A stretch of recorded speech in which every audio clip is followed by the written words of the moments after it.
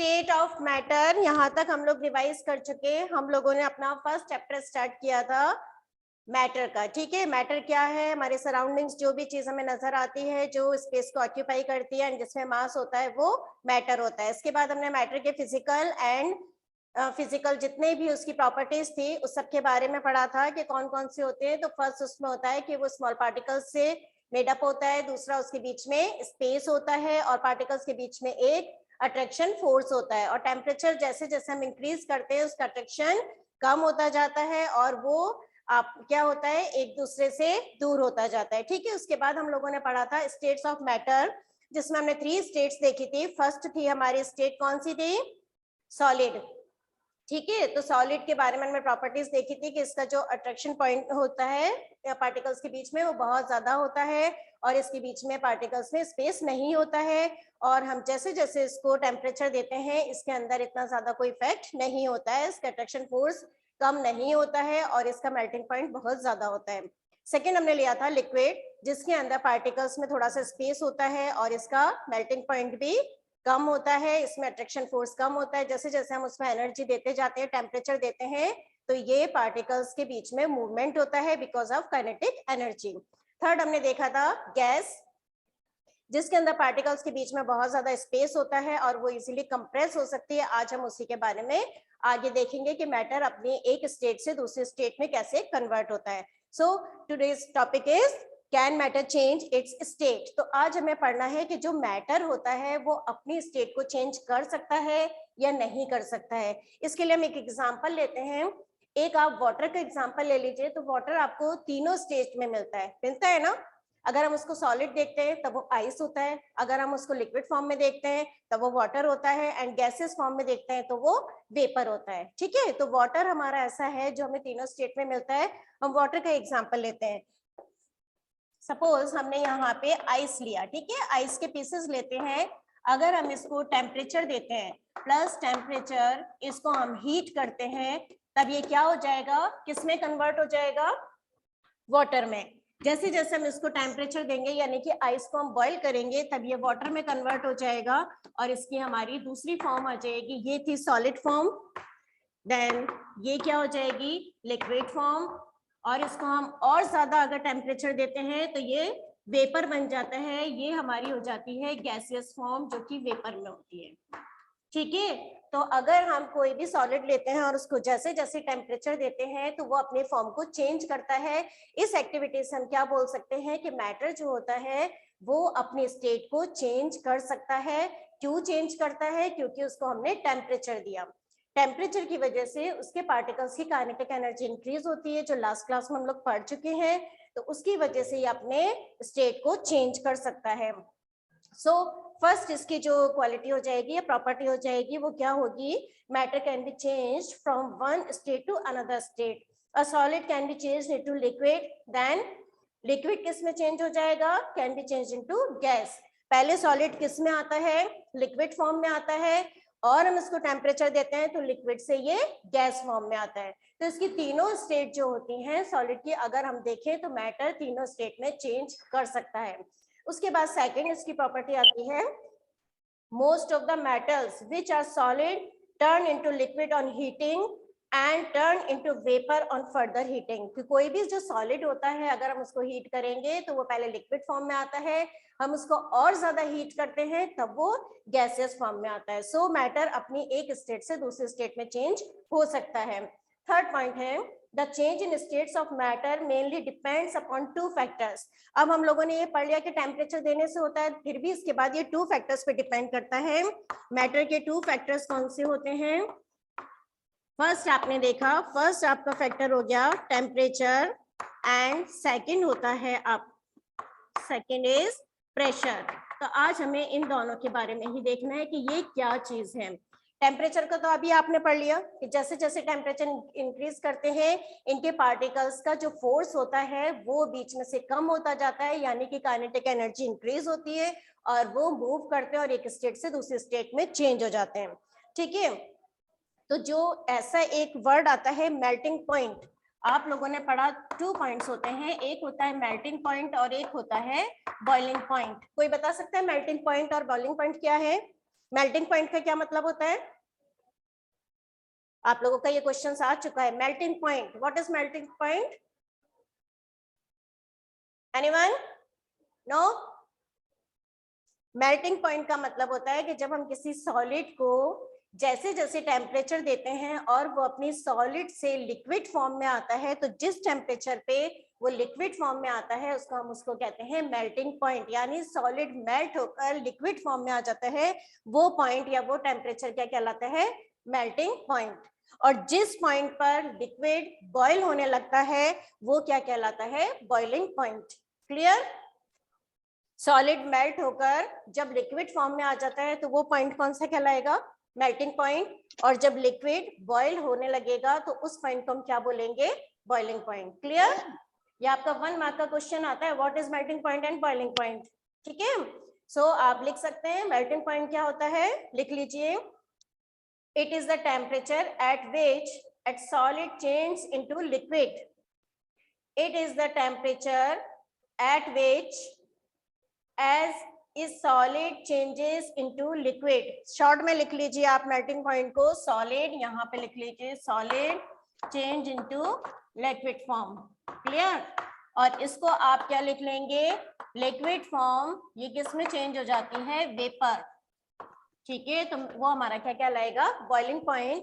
Then boiling point क्या हो जाएगा? It is the temperature at which a liquid changes into gas. Clear? Melting point and boiling point. Next topic आता है, next topic आपका आ जाएगा, जैसे कि इसी में एक एग्जांपल दिया है H2 का, हम लोगों ने जो पढ़ा तो टेम्परेचर का फैक्टर्स इफेक्ट करते हैं, इसको हमने H2O से समझा। ठीक है, H2O हमारा ये हो गया आइस, तो ये हो जाएगा सॉलिड फॉर्म। आपको इस तरीके से एग्जांपल देना है, जब ये सॉलिड फॉर्म में होता है तब ये आइस होता है। जैसे जैसे हम इसको हीट देते हैं, यानी कि हीट देते हैं, तब ये हो जाता है H2O ही रहता है, यानी वाटर रहता है, और ये लिक्विड फॉर्म में आता है, दैट इज वाटर। और ये कौन सी फॉर्म होती है इसकी? लिक्विड। अगेन हम इसको हीट देते हैं और ज्यादा हीट देते हैं, तब यहाँ पे भी ये H2O ही रहेगा, बट ये क्या हो जाएगा? वेपर में चेंज हो जाएगा और ये इसकी फॉर्म हो जाएगी गैसियस फॉर्म। क्लियर? जैसे जैसे हम इसको हीट करते जाते हैं ये अपनी स्टेट को चेंज करता जाता है। सबसे पहले आइस यानी सॉलिड, हीट किया तो वाटर फॉर्म यानी कि लिक्विड फॉर्म हो गई, अगेन हीट किया तो ये वेपर में चेंज हो जाता है और ये गैसियस फॉर्म होती है। अब हम इसको वापस से कूल करते हैं, अगर हम वेपर को कूल करेंगे यहाँ पर हमारा आ जाएगा कूल, अगेन कूल करेंगे तो लिक्विड फॉर्म आ जाएगी, यहाँ से अगेन हम इसको कूल करेंगे, फ्रिज में रख के कूल करते हैं, तब ये अगेन हमारा आइस बन जाता है। तो जो मैटर होता है वो अपनी स्टेट को चेंज करता है बिकॉज ऑफ टेम्परेचर। ठीक है, क्लियर? कोई प्रॉब्लम इसमें किसी को? नो? नो ओके, नेक्स्ट आपका पॉइंट आता है, क्वेश्चन आपका आता है केल्विन। केल्विन क्या होता है? What is the kelvin?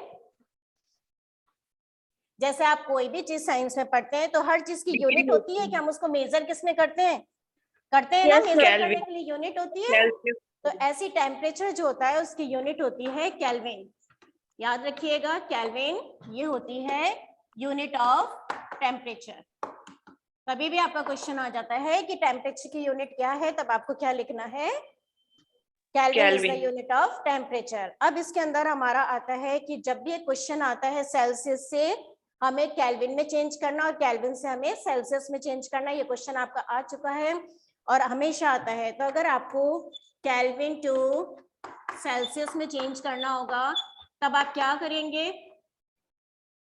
273 change करने के लिए हमें हमेशा 273 डिग्री, ये हमेशा ध्यान में रखना है, इससे हमारे सारे क्वेश्चंस हो जाते हैं। अगर हम केल्विन टू सेल्सियस में चेंज करते हैं तब हम क्या करते हैं? -273 कर देते हैं। जो भी हमें टेम्परेचर दे रखा है, मान लीजिए मैंने आपको क्या दे रखा है? 500 दे रखा है, ठीक है, टेम्परेचर, और मैं कहती हूँ कि केल्विन से इसको सेल्सियस में चेंज करिए, तो आपको 500 में से क्या करना पड़ेगा? 273 को माइनस करना पड़ेगा। -273 करेंगे तो ये आपका सेल्सियस आ जाएगा। क्लियर? क्लियर?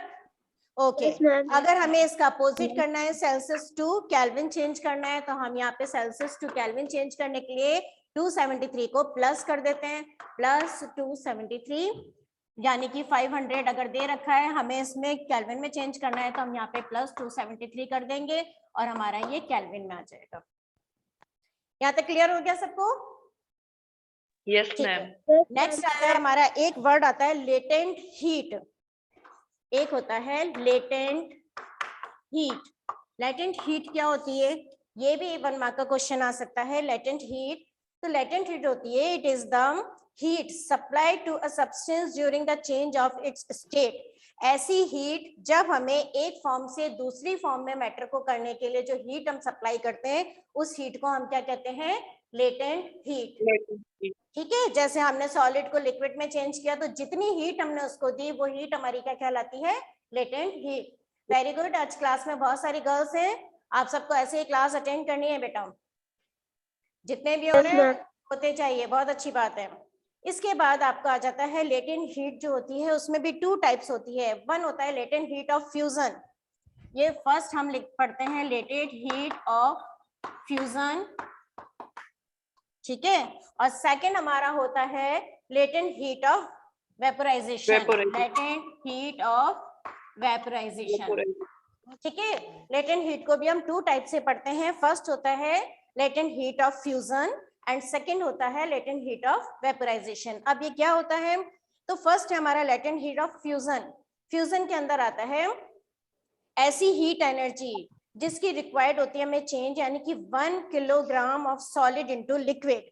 तो इसके अंदर हमें क्या करना पड़ेगा? 1 किलोग्राम सॉलिड को किसमें चेंज करना होता है? लिक्विड में। क्लियर?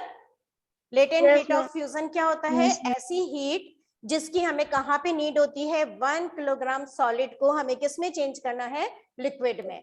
जब सॉलिड टू लिक्विड करेंगे तब ये क्या कहलाएगा? लेटेंट हीट ऑफ फ्यूजन, ठीक है। और सेकंड हमारा वेपोराइजेशन, तो आपको पहले ही पता चल रहा है, वेपर मतलब वाटर को, लिक्विड को किसमें चेंज करना? गैस में। तो यहाँ पे हमारा हो जाएगा 1 किलोग्राम वाटर को किसमें चेंज करना पड़ेगा हमें? चेंज इनटू गैस, ठीक है। तो इसको हम बोलेंगे latent heat of vapour. Clear हो गया? क्योंकि ये भी 1 मार्क का क्वेश्चन आता है, लेटेंट हीट क्या होती है, और इसके दोनों टाइप्स आते हैं। तो लेटेंट हीट वो होती है जो हमें स्टेट को, वन स्टेट को अनदर स्टेट में चेंज करने के लिए जिस हीट की नीड होती है, उसको हम कहते हैं लेटेंट हीट। और लेटेंट हीट जो होती है वो 2 टाइप्स होती है। फर्स्ट होती है latent heat of fusion, that is कि 1 kilogram solid change into liquid. जब हम सॉलिड से लिक्विड में लाते हैं तब ये कहलाती है लेटेंट हीट ऑफ फ्यूजन। और लेटेंट हीट ऑफ वेपर क्या कहलाती है? जब हमें वाटर को किसमें चेंज करना पड़ता है? गैस में। तो वाटर टू गैस करने के लिए जो हीट चाहिए वो क्या कहलाएगी? Latent heat of vapour. यहाँ तक आपका क्लियर हो गया? नेक्स्ट टॉपिक है सब्लिमेशन। सब्लिमेशन तो सब जानते हैं, आपका हर बार ये क्वेश्चन आ चुका है, first unit test, second unit, half yearly, सब में आ चुका। What is sublimation? मैम कोई सॉलिड चीज लिक्विड बनने से पहले गैस में कन्वर्ट हो जाती है। Yes yes, say again, what? Ma'am कोई सॉलिड चीज लिक्विड बनने से पहले गैस में कन्वर्ट हो जाती है। बिल्कुल, वेरी गुड। जब भी हम लोगों ने अभी क्या पढ़ा था, सबसे पहले सॉलिड किस में चेंज होता है? लिक्विड में, और फिर उसके बाद होता है गैस में। सब्लिमेशन क्या होता है कि हमारी जो लिक्विड की फॉर्म है वो बीच में से हिडन होती है, वो नहीं होती। सॉलिड डायरेक्ट किस में चेंज हो जाता है? गैस में। और गैस डायरेक्ट किस में चेंज हो जाता है? सॉलिड में। तो जब ये वाली फॉर्म हमारी हो जाती है और लिक्विड फॉर्म नहीं आती है, तब हम उसको क्या बोलते हैं? सब्लिमेशन। इसका हमें एग्जांपल देना होता है, तो एग्जाम हम क्या दे सकते हैं? अमोनियम क्लोराइड दे सकते हैं। आपकी बुक में एक एक्सपेरिमेंट है, अगर ये क्वेश्चन आता है और साथ में आता है कि आप उसको एक्टिविटी से समझाएं, तब आपको वो वॉच ग्लास वाला जो डायग्राम दे रखा है वो बनाना है। उसमें अमोनियम क्लोराइड रखना है और उसको हीट देना है। हीट देने से वो सॉलिड से डायरेक्ट गैस में कन्वर्ट हो जाएगा, और जैसे ही आप उसको कूल करेंगे तो वो गैस से डायरेक्ट सॉलिड में हो जाता है। सॉरी। इसका एक एग्जांपल और हो सकता है, आपकी मम्मी जब सर्दियों में सारे कपड़े रखती हैं या अंदर कपड़े रखते हैं, तब नेफ्थलीन बॉल्स डालती हैं। नेफ्थलीन बॉल्स डालते हैं आप लोग? डालती है ना मम्मी? तो कभी आपने देखा कि वो नेफ्थलीन बॉल्स होती है, वो धीरे धीरे धीरे धीरे वो सारी खत्म हो जाती हैं, बट कहीं पे भी कपड़े पे लिक्विड नहीं आता, नहीं आता ना? तब ये सब्लिमेशन का ही एग्जांपल होता है कि वो डायरेक्ट सॉलिड से किसमें चेंज हो जाती है? नेफ्थलीन गैस में। गैस में। वो डायरेक्ट गैस में चेंज हो जाती है और बॉल्स आपकी जो होती हैं वो धीरे धीरे धीरे धीरे करके खत्म हो जाती हैं और आपको कहीं पे भी लिक्विड नजर नहीं आता है, तब ये सप्लीमेशन का एग्जांपल होता है। नेक्स्ट आपका है टॉपिक प्रेशर। अभी तक हमने जितना पढ़ा ये सब हमने पढ़ लिया टेम्परेचर का। हमने 2 फैक्टर्स लिए थे स्टेट को चेंज करने के लिए, तो फर्स्ट हमारा टेम्परेचर था, सेकंड अब हम ले रहे हैं प्रेशर। ठीक है, प्रेशर का भी इफेक्ट होता है जिससे मैटर जो होता है वो अपने स्टेट को चेंज कर सकता है। तो प्रेशर के अंदर हमें तीनों के अंदर अलग अलग पढ़ना है। मान लीजिए सॉलिड, सॉलिड में क्या इफेक्ट होता है एंड लिक्विड पर क्या इफेक्ट होता है, और इसके बाद प्रेशर का गैस पर क्या इफेक्ट है, वो तीनों चीजें हमें देखनी है। फर्स्ट आता है सॉलिड। तो सॉलिड के अंदर हमें क्या देखना है कि no effect on solids and non compressible, कि सॉलिड जो होता है उस पे प्रेशर का कोई इफेक्ट नहीं होता है, ये नॉन कंप्रेसिबल होता है। कंप्रेसिबल का मतलब होता है किसी चीज को कंप्रेस करना यानी दबाना। अगर आप किसी चेयर को लेकर और उसको जोर से पुश करते हैं, उसको दबाते हैं, तो क्या उस पर कोई इफेक्ट पड़ता है प्रेशर का? No ma'am. No ma'am. लेकिन अगर सॉलिड है, आपने चौक ले ली, मान लीजिए आपने चौक ले ली और आप उसको बहुत कस के दबाते हैं, कुछ होते हैं, तो वो कंप्रेस नहीं होगा, वो क्या होगा, ब्रेक हो जाएगा। क्लियर? तो हमेशा प्रेशर का इफेक्ट क्या होता है कि वो कंप्रेस नहीं होता है, बट वो क्या हो सकता है, टूट सकता है, पीसेस में टूट सकता है। तो सॉलिड जो होता है उस पर प्रेशर का कोई इफेक्ट नहीं होता, ये नॉन कंप्रेसिबल होता है, और ये अगर ज्यादा हम प्रेशर देते हैं तब ये पीसेस में डिवाइड हो सकता है, यानी कि ब्रेक हो सकता है।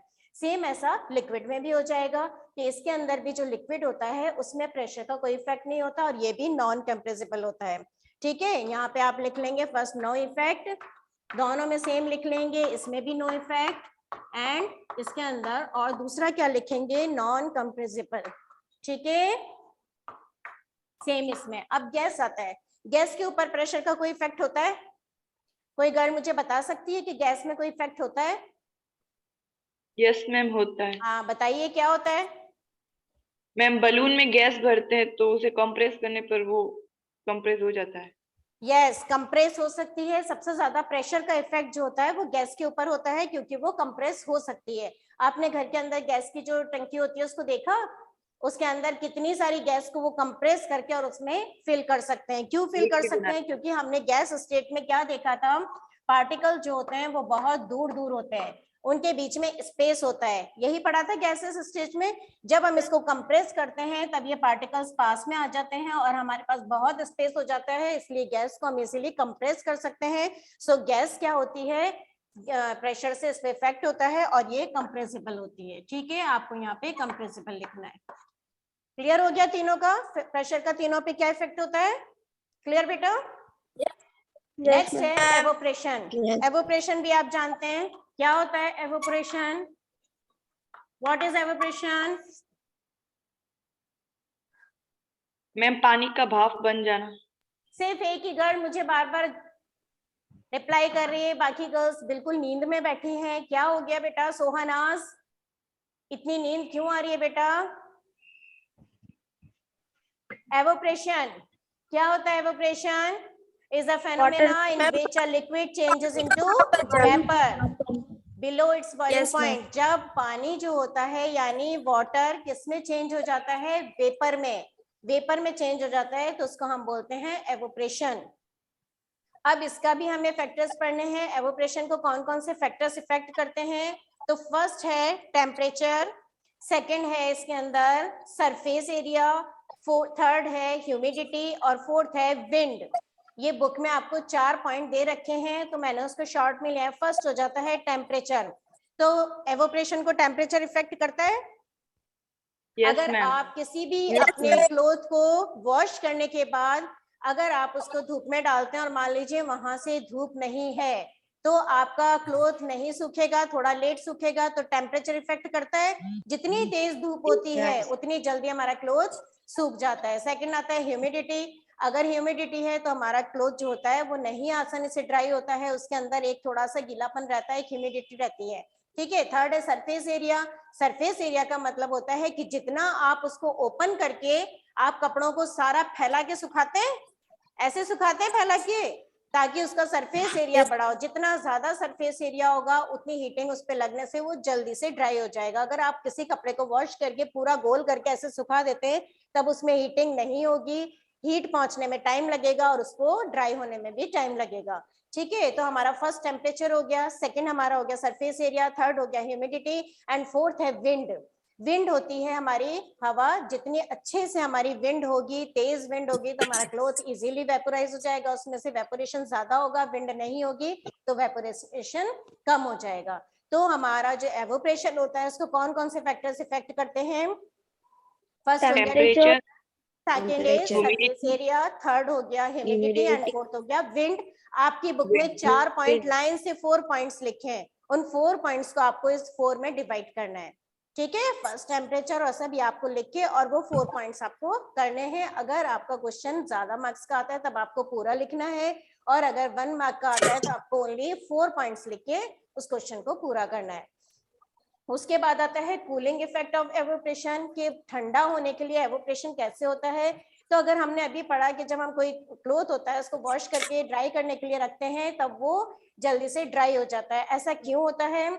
ऐसा इसलिए होता है क्योंकि जो लिक्विड्स होते हैं उसको किसकी नीड होती है? लेटेंट हीट की। अभी हमने पढ़ा था लेटेंट हीट। जैसे जैसे वो लेटेंट हीट लेते हैं, वो लेने के बाद अपनी सराउंडिंग में जितनी भी थिंग्स होती है उन सबसे लेटेंट हीट को लेते हैं और उनको लेने के बाद अपने वाटर को लॉस कर देते हैं और क्या करते हैं? ठंडे हो जाते हैं। जैसे मान लीजिए आपने कोई भी चीज आपने अपना क्लोथ ही मान लीजिए सुखाया, तो सबसे पहले जो विंड आएगी वो उसके टच में आएगी, टच में आने की वजह से वो उसके वाटर को क्या करेगी? ले लेगी, लेटेंट हीट यानी उसको वेपर बनाएगी। ठीक है, वाटर को वेपर बना के खत्म कर देगी और पूरे सरफेस के अंदर क्या हो जाएगा? विंड उसकी वाटर को ले लेगी। अब आपको 2 क्वेश्चंस मैं दे रही हूँ जो आपको क्वेश्चंस करने हैं। आप जल्दी से अपने कॉपी खोलिए और होमवर्क में 2 क्वेश्चंस लिखिए जो आपको भी करने हैं और हमेशा एग्जाम्स में आते हैं। आप ये आपका होमवर्क होगा। फर्स्ट क्वेश्चन आप लिखिए, question number 1 is why should we wear cotton clothes? Why should we wear cotton clothes in summer? Why should we wear cotton clothes in summer? हम गर्मियों में कॉटन के क्लोथ्स क्यों पहनते हैं? आपको आंसर लिखना है इसका। ओके, सेकंड बोलूं, question number 2। Yes ma'am. Why do we see water? Why do we see water droplets? यानी पानी की छोटी छोटी सी बूंदें। Why do we see water droplets on the outer surface of a